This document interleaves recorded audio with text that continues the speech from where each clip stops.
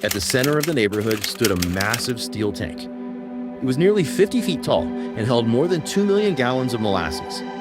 This sweet syrup was used to make industrial alcohol. But locals had noticed something strange.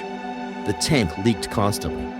Residents complained. Children even collected molasses dripping from its sides. Yet despite the warnings, the tank remained in service. On the morning of January 15th, temperatures rose after a period of extreme cold. A fresh shipment of warm molasses had recently been added to the tank.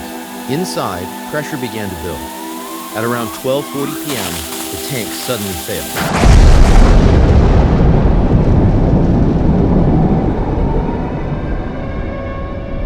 Witnesses described a thunder-like roar. Steel plates were ripped apart and launched through the air. Then came the wave. A wall of molasses up to 25 feet high surged through the streets.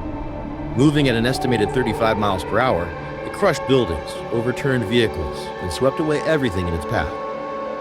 The flood lasted only moments, but its effects were devastating. Unlike water, molasses is thick and heavy. Victims became trapped almost instantly. Horses struggled to escape.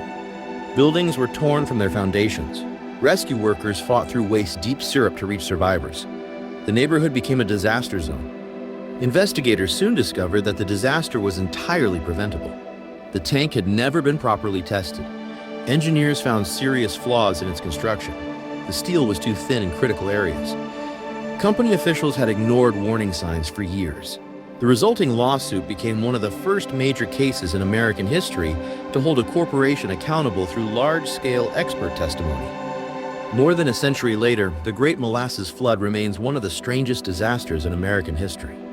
21 people lost their lives. The neighborhood was forever changed.